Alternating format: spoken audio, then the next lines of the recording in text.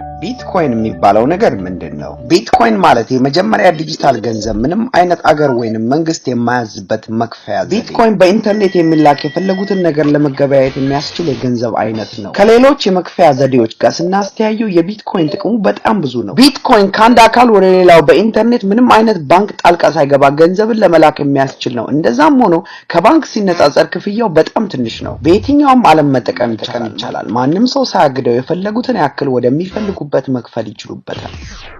እስቲ እንዴት እንደሚሰራ በደንብ አድርገን እንመልከት። ቢትኮይንን ለመግዛትና ለመሸጥ የሚያስችሉ የተለያዩ የመገበያያ ዌብሳይቶች አሉ። እነሱም በዶላርና በዩሮ ይገበያዩበታል። ቢትኮይን ካለዎት በዲጂታል ዋሌት ሶፍትዌር አድርገው በኮምፒውተር ወይንም በእጅ ስልኮት ውስጥ ያስቀምጡታል። ቢትኮይንን መላክ ማለት ኢሜል እንደመላክ ቀላል ነው። በቢትኮይንም የፈለጉትን ነገር መግዛት ይችላሉ።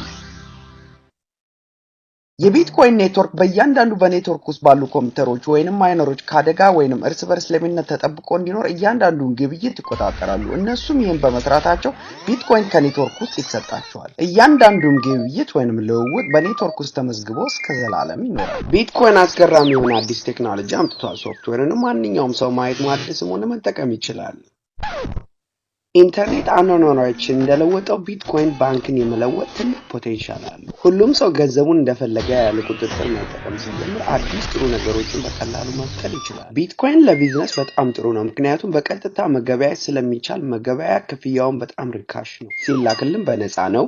ሴትአፕ ማድረጉም በጣም ቀላል ነው። ስርቆት የለውም። በዛ ላይም አዲስ ነገር ስለሆነ ከኢንተርኔት ዲጂታል ኢኮኖሚ ጥሩ ነገር እናገኝበታለን።